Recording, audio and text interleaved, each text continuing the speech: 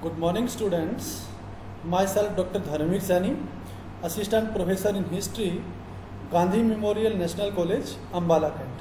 Today's our topic is Buddhism, Rise and Development. बौद्ध धर्म, उदय एवं विकास. इंट्रोडक्शन. छठी शताब्दी ईसा पूर्व भारतीय इतिहास में एक महत्वपूर्ण शताब्दी मानी गई है, क्योंकि इस समय या इस शताब्दी के दौरान भारत में सामाजिक, आर्थिक, राजनीतिक एवं धार्मिक बदलाव बड़े स्तर पर हुए थे. In this period we notice a growing opposition to the ritualistic orthodox ideas of Brahmans. इस शताब्दी में जो ऑर्थोडॉक्स आइडियाज जो थे उनका बड़े स्तर पर विरोध किया गया था. परिणाम स्वरूप इस समय अनेक धार्मिक संप्रदायों का उदय हुआ था.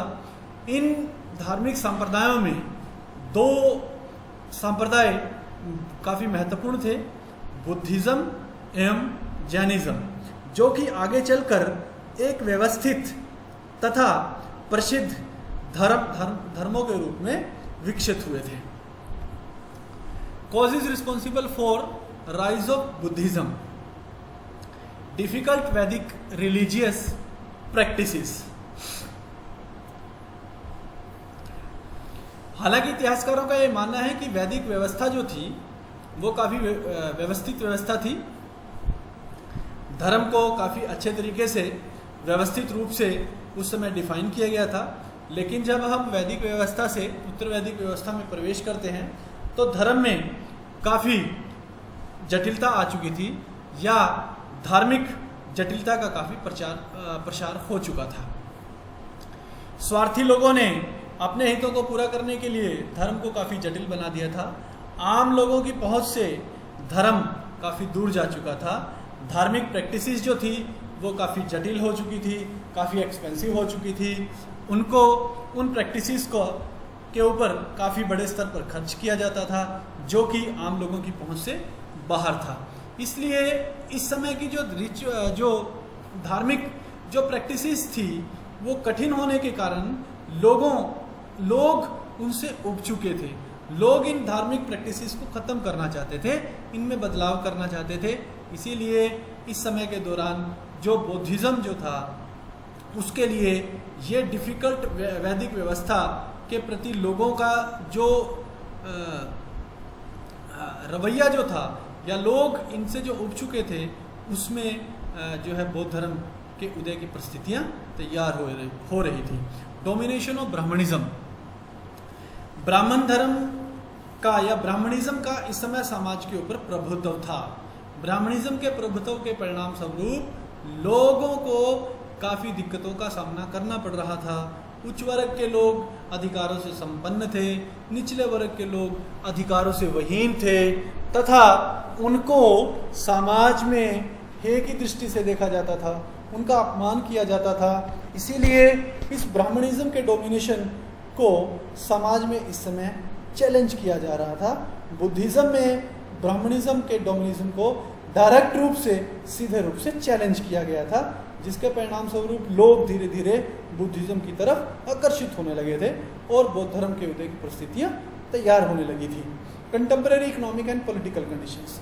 इकोनॉमिक कंडीशंस की तरफ यदि ध्यान दिया जाए इस समय के दौरान, तो इस समय कृषि क्षेत्र में बड़े स्तर पर बदलाव हुए थे, व्यापारिक क्षेत्र में बड़े स्तर पर बदलाव हुए थे, ट्रेडिंग क्लास उभर कर सामने आ रही थी.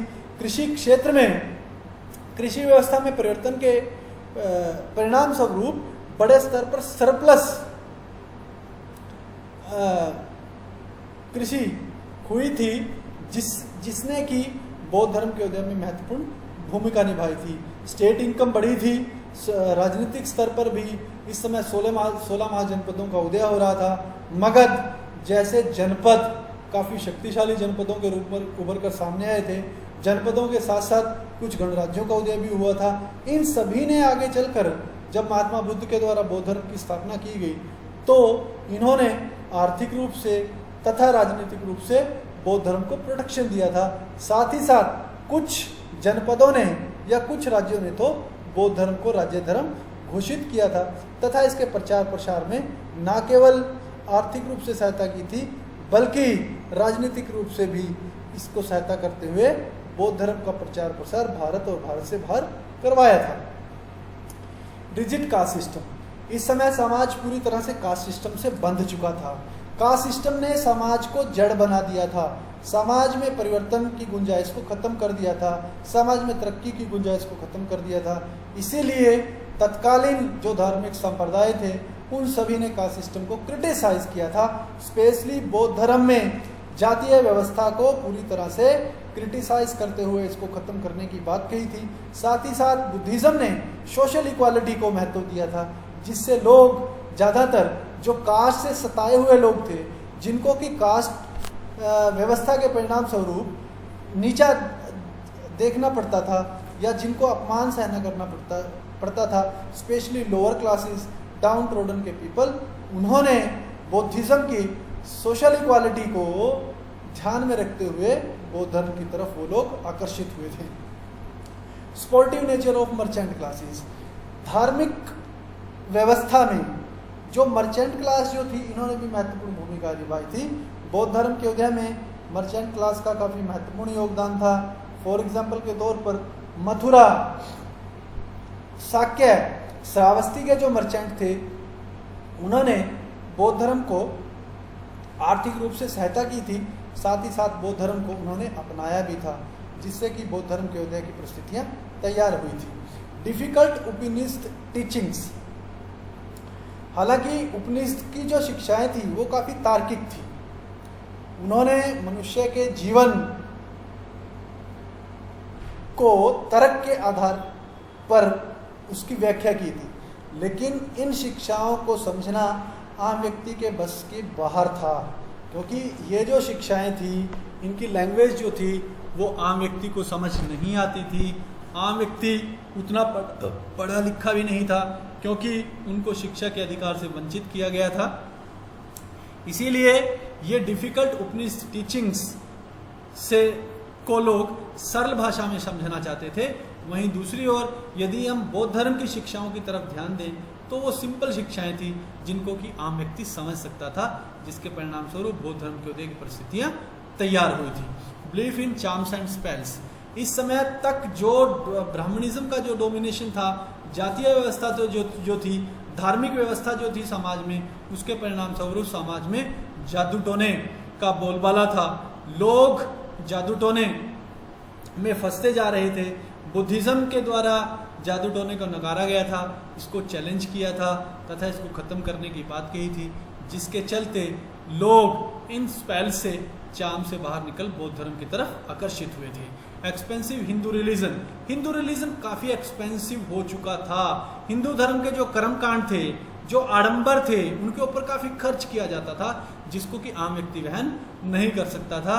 इनको भी जो है बुद्धिज्म और जैनिज्म ने चैलेंज किया था, जिसके चलते लोग बौद्ध धर्म की तरफ आकर्षित हुए थे।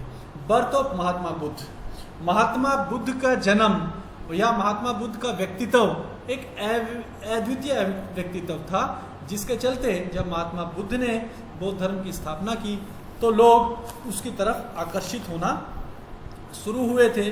उनका व्यक्तित्व इतना आकर्षित था कि धीरे धीरे समाज का बहुत बड़ा सेक्शन बौद्ध धर्म में जो है वो बौद्ध धर्म को उसने अपना लिया था। तो इन कारणों के परिणाम स्वरूप हम देखते हैं कि ये वो कारण थे जो कि बौद्ध धर्म के उदय में जिन्होंने महत्वपूर्ण भूमिका निभाई थी। Gautam Buddha and the origin of Buddhism, Mahatma Buddha के द्वारा बौद्ध धर्म की स्थापना की गई थी।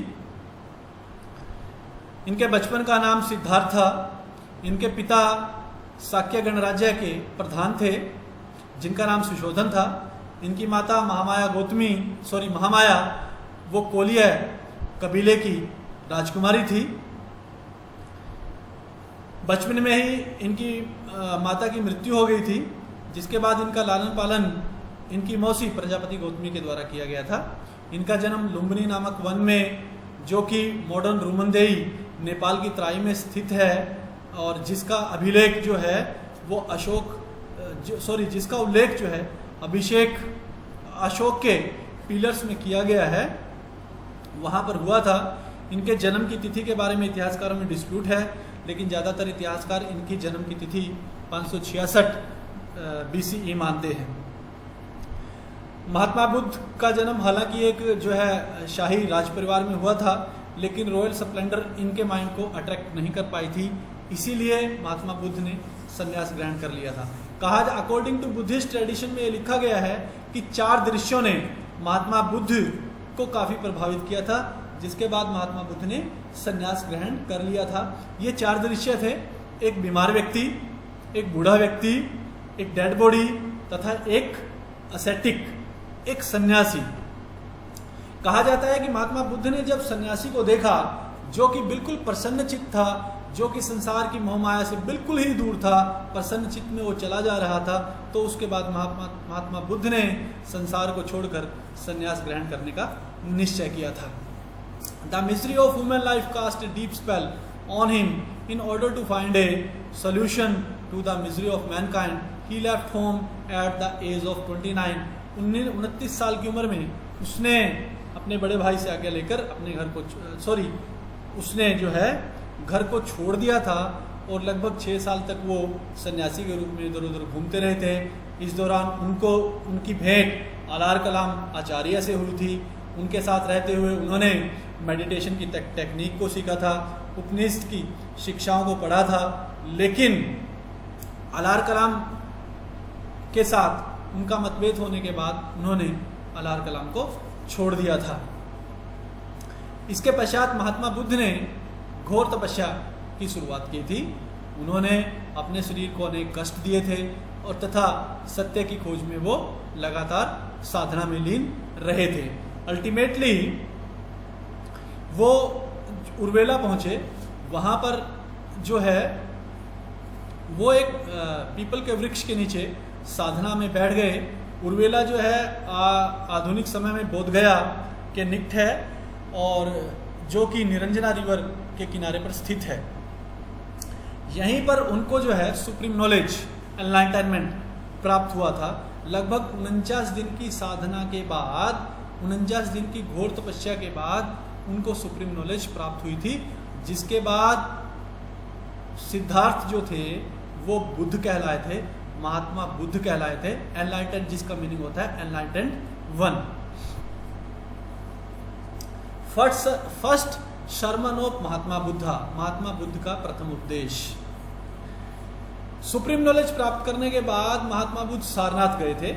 वहां पर डियर पार्क में वाराणसी के निकट उन्होंने अपना पहला उपदेश दिया था, जिसको कि बौद्ध ट्रेडिशन में धर्म चक्र परिवर्तन कहा गया है। यहीं पर महात्मा बुद्ध ने अश्वजीत, उपाली, मैगलानन, सारिपुत्रा तथा आनंदा को बौद्ध धर्म में दीक्षित किया था। या अपने पहले 5 शिष्य उनको बनाए थे। साथ ही साथ उन 5 कोडिन ब्राह्मणों को भी इनको जो है बौद्ध धर्म में दीक्षित किया था। यहीं पर महात्मा बुद्ध ने संघ की स्थापना की थी। और इसके अलावा महात्मा बुद्ध ने अपने जो उपदेश जो हैं वो श्रावस्ती तथा आसपास के क्षेत्रों में दिए थे। श्रावस्ती के जो धनी व्यापारी जो थे वो उनके फ्लोवर्स बन गए थे और बहुत बड़ा दान उन्होंने बुद्धिस्ट ऑर्डर को दिया था। इसके पश्चात महात्मा बुद्ध ने अपने जो है प्रचार प्रसार करने के लिए उन्होंने मथुरा, राजगृह, गया, पाटलिपुत्र की यात्रा की थी। यहाँ पर बिंबिसारा और अजातशत्रु जो मगध के शासक थे उन्होंने बौद्ध धर्म को ग्रहण किया था।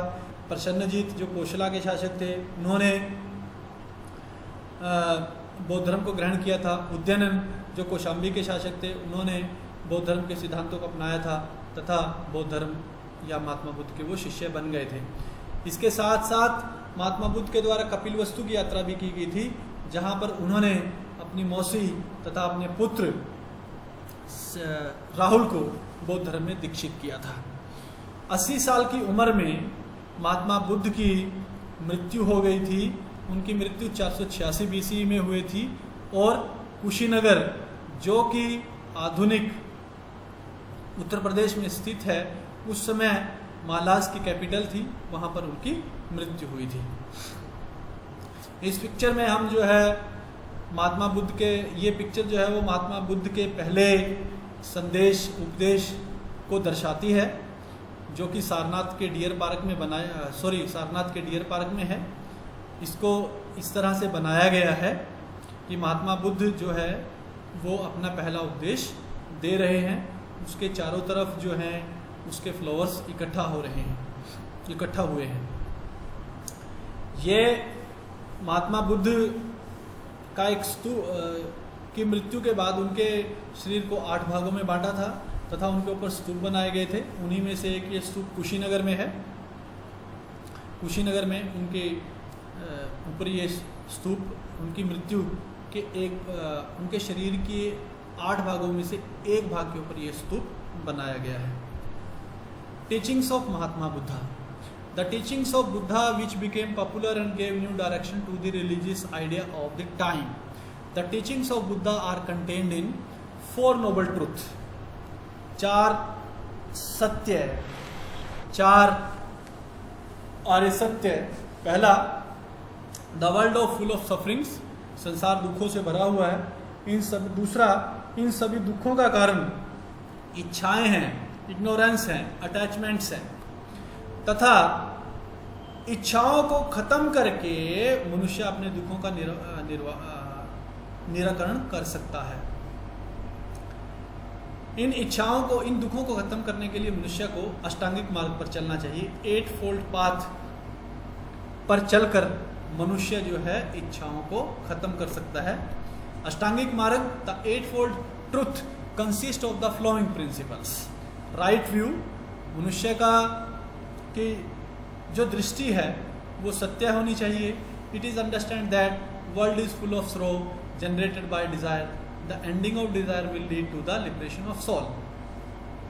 राइट एम, मनुष्य का सत्य कर्म, उसका कर्म जो है वो भी सत्य होना चाहिए। मनुष्य की वाणी जो है, मनुष्य को हमेशा सच बोलना चाहिए। राइट एक्शन, कर्म जो है वो भी सही होना चाहिए, which is understood to be unselfish action. निस्वार्थ भाव से मनुष्य को कर्म करना चाहिए। Right livelihood, it's instructs of that man should live by honest means.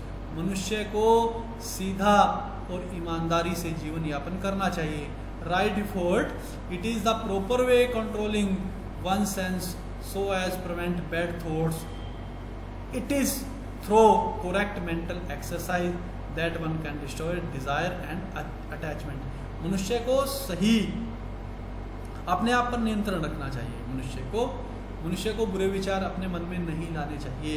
Right mindfulness, मनुष्य का दिमाग जो है वो भी बिल्कुल पवित्र होना चाहिए। It is understanding of idea that body is impermanent and meditation is the means for removal of worldly evils. Right concentration, मनुष्य को अपने ऊपर नियंत्रण रखना चाहिए। The observation, it will lead to peace, meditation will unreveal the real truth. साधना के द्वारा मनुष्य अपने मन, कर्म और वचन को नियंत्रित कर सकता है। डॉक्ट्रिन ऑफ कर्मा, बुद्ध के द्वारा या बौद्ध धर्म में कर्म के सिद्धांत पर काफी एम्फेसिस किया गया है। महात्मा बुद्ध का यह मानना है कि प्रत्येक व्यक्ति अपने कर्मों के अनुसार अपने जीवन को सुनिश्चित करता है। अगर वो अच्छे कर्म करेगा तो अच्छा जीवन यापन करेगा, बुरे कर्म करेगा तो बुरे उसको जो है उसकी लाइफ उसी तरह से बुरी होगी। इसीलिए जो है मनुष्य अच्छे कर्म करते हुए अल्टीमेट गोल को प्राप्त कर सकता है। इट मीन्स दैट अच्छे कर्म करते हुए मनुष्य जो है वो निर्वाण को प्राप्त कर सकता है। इसके अलावा एग्जिस्टेंट ऑफ गॉड को लेकर महात्मा बुद्ध ने ना तो जो है गॉड के अस्तित्व को नकारा है और ना ही उसको स्वीकार किया है। आत्मा के अस्तित्व को लेकर भी बौद्ध धर्म में महात्मा बुद्ध ने आत्मा के अस्तित्व को पूरी तरह से नकार दिया है। Buddhist cannon are mainly divided into 3 sections. बौद्ध धर्म की जो शिक्षाएं हैं या बौद्ध धर्म का जो स्ट्रक्चर जो है, प्रिंसिपल्स जो हैं, उनको 3 सेक्शंस में बांटा गया है। सूता पीटिका, विनय पीटिका, अभिधम्बा पीटिका। सूता पीटिका, विनय पीटिका और अभिधम्बा पीटिका जो साहित्य है, इनका निर्माण या इनकी रचना जो है वो बुद्धिस्ट काउंसिल्स में की गई थी। सूता पीटिका में महात्मा बुद्ध के पिछले जन्म की कहानियां हैं जिनको जातका कहा गया है। विनय पीटिका में महात्मा जो बौद्ध भिक्षु जो है उनके लिए नियम निश्चित किए गए हैं। अभिधम्ब पीटिक में महात्मा बुद्ध की शिक्षाओं के दार्शनिक पक्ष को दर्शाया गया है और ये प्रश्न उत्तर फॉर्म में लिखी गई हैं। इस सब के अलावा महात्मा बुद्ध ने जो है स्पिरिट ऑफ लव पर फोकस किया है, मिडिल पाथ को प्रेफरेंस दिया है। महात्मा बुद्ध ने मध्यस्थ मार्ग के माध्यम से ये संदेश दिया है कि व्यक्ति मध्यस्थ मार्ग को अपनाते हुए गृहस्थ जीवन में रहते हुए भी निर्वाण को प्राप्त कर सकता है। Critical approach of Buddha, Mahatma Buddha ने की अप्रोच जो है वो काफ़ी क्रिटिकल थी, इसीलिए महात्मा बुद्ध ने कास्ट सिस्टम को क्रिटिसाइज किया है। महात्मा बुद्ध के द्वारा वेदास की अथॉरिटी को चैलेंज किया गया था। महात्मा बुद्ध की अप्रोच लिबरल और बिल्कुल डेमोक्रेटिक थी। इट मीन्स दैट हम देखते हैं कि संघ की जो स्थापना की गई वो उसके अंदर भी जो है डेमोक्रेटिक व्यवस्था को अपनाया गया था। महात्मा बुद्ध ने अहिंसा पर एम्फसिस किया है तथा ब्राह्मणिकल अथॉरिटी को चैलेंज करते हुए उसको खत्म करने की बात कही थी। Growth and development of Buddhism, spread of Buddhism, Buddhism का प्रचार। हालांकि जब महात्मा बुद्ध जीवित थे तो उसके समय में ही भारतीय सोसाइटी के बहुत बड़े सेक्शन ने बौद्ध धर्म को अपना लिया था। फॉर एग्जाम्पल के तौर पर मगध के लोगों के द्वारा, कौशल के लोगों के द्वारा, कौशंबी के लोगों के द्वारा महात्मा बुद्ध के सिद्धांतों को अपनाया था तथा बौद्ध धर्म को अपना लिया था। इसी तरह से शाक्य, वज्जी, मल्लाज गणराज्यों ने भी महात्मा बुद्ध की शिक्षाओं को अपनाया था तथा बौद्ध धर्म के वो फ्लोवर्स बन गए थे। बाद में आगे चलकर मौर्य साम्राज्य के महान सम्राट अशोक तथा कुषाण साम्राज्य के महान सम्राट कनिष्का ने बौद्ध धर्म को न केवल अपनाया था बल्कि स्टेट रिलीजन इसको घोषित किया था। साथ ही साथ इसके प्रचार और प्रसार में जो है पूरी तरह से योगदान देते हुए बौद्ध धर्म को भारत तथा भारत से बाहर मध्य एशिया, पश्चिमी एशिया और श्रीलंका में इसका प्रचार प्रसार किया था। बौद्ध धर्म के पॉपुलर होने के कुछ महत्वपूर्ण फैक्टर थे। वो क्या थे? वो इस प्रकार से थे। आइडिया ऑफ सोशल इक्वालिटी, बौद्ध धर्म में सामाजिक समानता की बात की गई है जिसके परिणाम स्वरूप लोअर क्लासेस के लोग बड़े स्तर पर बौद्ध धर्म की तरफ आकर्षित हुए थे और उन्होंने बौद्ध धर्म को अपनाया था। एम्फसिस ऑन प्रैक्टिकल मोरालिटी, बौद्ध धर्म में प्रैक्टिकल मोरालिटी, वास्तविक नैतिकता पर जोर दिया है जिससे कि लोगों ने आडंबरों को छोड़ते हुए शुद्ध नैतिक जीवन जिया था या शुद्ध नैतिक जीवन जीने की शिक्षा लोगों को मिली थी। Support of merchant class, merchant class ने आर्थिक रूप से बड़े स्तर पर बौद्ध धर्म की सहायता की थी जिससे कि यह धर्म पॉपुलर बना था। यूज ऑफ पॉपुलर लैंग्वेज, बौद्ध धर्म की शिक्षाएं सिंपल और उस समय की तत्कालीन जो आम लोगों की भाषा जो थी उसमें बौद्ध धर्म की शिक्षाओं को जो है लिखा गया था या लोगों तक वो शिक्षाएं पहुंचाई गई थी जिससे कि ये धर्म पॉपुलर हुआ था। Patronage of state and Kings, राज्यों ने बौद्ध धर्म को संरक्षण दिया था, आर्थिक और राजनीतिक सहयोग दिया था जिसके चलते बौद्ध धर्म न केवल भारत में बल्कि भारत से बाहर भी पॉपुलर हुआ था और बौद्ध धर्म की शाखाएं वहाँ पर स्थापित हुई थी। इंस्टीट्यूशन ऑफ संघा, संघ ने बौद्ध धर्म के प्रचार प्रसार में महत्वपूर्ण भूमिका निभाई थी। हालांकि बाद में ये भी कहा गया है कि बौद्ध धर्म के डिक्लाइन में संघ ने अंत में जाकर संघ एक महत्वपूर्ण कारण बना था, लेकिन शुरुआत में जब महात्मा बुद्ध ने इसकी जो है स्थापना की थी और उसके महात्मा बुद्ध की मृत्यु के काफ़ी लंबे समय के बाद तक भी संघ इसके प्रचार प्रसार में महत्वपूर्ण भूमिका निभाई थी। संघ जिस तरह से व्यवस्थित किया गया था उसने इसके प्रचार प्रसार किया था जिससे बौद्ध धर्म एक पॉपुलर धर्म बनकर उभर कर सामने आया था। ये स्प्रेड ऑफ बुद्धिज्म हम देख सकते हैं। ये अशोक के समय में अशोक के द्वारा जो बौद्ध धर्म के प्रचार प्रसार के लिए जो मिशन भेजे गए थे उसका मैप है जिसमें हम देख सकते हैं कि पाटलिपुत्र से जो है कश्मीर, गांधारा, यवंश, बर्मा, श्रीलंका सभी जगहों पर जो है वो बौद्ध धर्म का प्रचार प्रसार अशोक के द्वारा करवाया गया था।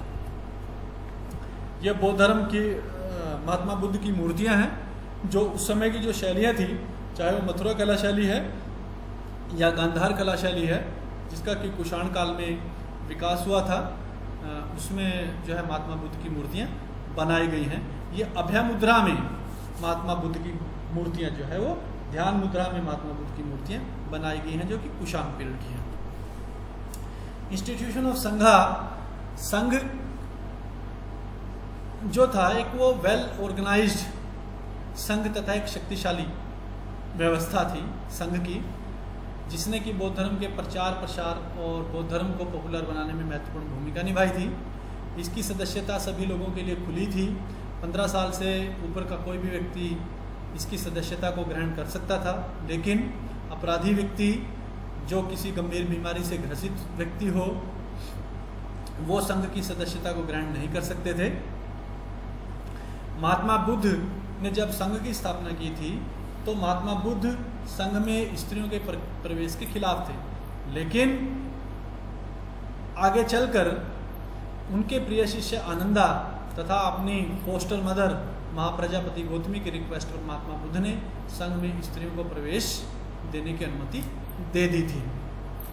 जब कोई व्यक्ति संघ में प्रवेश करता था तो येलो वस्त्र धारण करता था तथा डेली हर रोज वो जो है महात्मा बुद्ध के उपदेश को सुनता था और उनका मनन करता था। बौद्ध जो भिक्षु होते थे, संघ में जो बौद्ध भिक्षु होते थे, वो 4 महीने जो कि वर्षा ऋतु के 4 महीने होते थे, उनमें घोर जो है साधना में लीन रहते थे। बाकी समय में वो जो है बौद्ध धर्म का प्रचार प्रसार करते थे। बौद्ध धर्म की प्रशासनिक व्यवस्था डेमोक्रेटिक प्रिंसिपल्स पर आधारित थी। संघ में अनुशासन का काफ़ी ध्यान रखा जाता था। संघ में बौद्ध भिक्षु जो होते थे उन पर कोड ऑफ कंडक्ट लागू होता था तथा संघ के नियमों को तोड़ने वालों को पनिश भी किया जाता था। संघ के द्वारा न केवल बौद्ध धर्म का प्रचार प्रसार किया गया था, बल्कि शिक्षा के क्षेत्र में भी या शिक्षा को प्रमोट करने में भी संघ ने महत्वपूर्ण भूमिका निभाई थी। उस समय सोसाइटी के अनेक ऐसे सेक्शन थे जो कि शिक्षा से वंचित रहते थे, इसीलिए संघ के द्वारा जब शिक्षा का प्रचार प्रसार किया गया तो इन सेक्शंस में शिक्षा का प्रचार प्रसार हुआ था। वंचित क्लास के लोगों को शिक्षा प्राप्त हुई थी, इसी और जिसके परिणाम स्वरूप संघ के द्वारा शैक्षणिक क्षेत्र में, सोसाइटी में, वाइडर सेक्शन में शिक्षा पहुंचाई गई थी। ये इस पिक्चर में हम जो है संघ, इंस्टीट्यूशन ऑफ संघा को देख सकते हैं। Buddhist triad from the left to right, Kushana devotee है ये, बोधिसत्वा मैत्रेय और बोधिसत्वा अवलिकोतेश्वर, बुद्धिस्ट मॉक 2री और 3री सेंचुरी की है, जो गांधार शैली में ये बनाई गई है। बुद्धिस्ट काउंसिल्स, बौद्ध धर्म के प्रचार प्रसार के लिए 4 महत्वपूर्ण काउंसिलों का आयोजन किया गया था। पहली काउंसिल का आयोजन 483 BC में किया गया था, महात्मा बुद्ध की मृत्यु के बाद। इस काउंसिल का आयोजन राजगृह में किया गया था। राजगृह में सप्तपर्णी गुफा में इसका आयोजन हुआ था और इसकी अध्यक्षता महाकश्यप ने की थी। यहाँ पर महात्मा बुद्ध की शिक्षाओं के ऊपर 2 पिटक लिखे गए थे, सुता पिटक और विनय पिटक। विनय पिटक की रचना उपाली के अंडर की गई थी, जबकि सुता पिटक की रचना जो है वो आनंदा के नेतृत्व में की गई थी। सेकंड काउंसिल का आयोजन वैशाली में हुआ था, 383 BC में इसका आयोजन हुआ था। यहाँ पर वैशाली और पाटलिपुत्र के जो बौद्ध भिक्षु थे, उन्होंने कौशाम्बी और अवंती के बौद्ध भिक्षुकों के साथ मिलकर जो है महात्मा बुद्ध की टीचिंग्स को एक्सेप्ट किया था। But the council failed to bring about a compromise between the 2 opposing groups.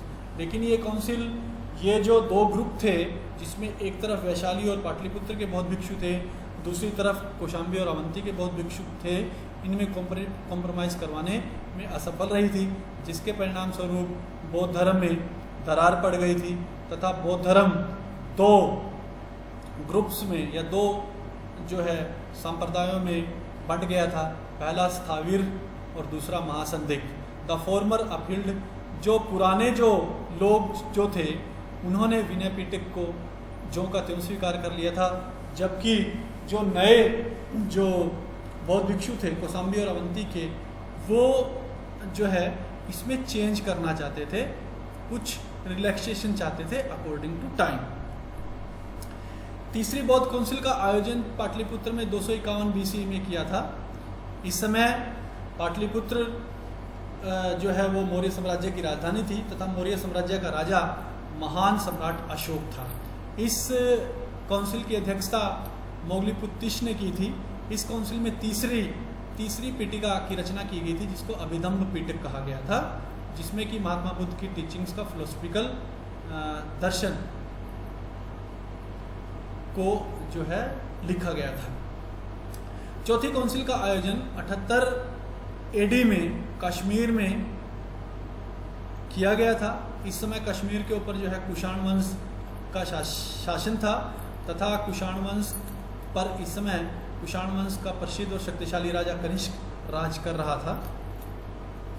In this council North Indian Hinayanist dominate the council. It compiled 3 commentaries Vibhasha of the 3 Pitakas. Vibhasha जो 3 पिटिकास जो थी उनके ऊपर 3 कमेंट्रीज को कंपाइल किया गया था। यहीं पर बौद्ध धर्म जो है 2 संप्रदायों में बंट गया था, हीनयान और महायान। इस पिक्चर्स में जो है हम ये पिक्चर जो है वो फर्स्ट बुद्धिस्ट काउंसिल की बनाई गई है, जिसमें कि फर्स्ट बुद्धिस्ट काउंसिल का जब आयोजन किया गया उस तरह से इस पिक्चर को बनाया गया है। और ये जो पिक्चर है वो नवा जेतवाना टेम्पल श्रावस्ती उत्तर प्रदेश में है, वहाँ पर ये पिक्चर है।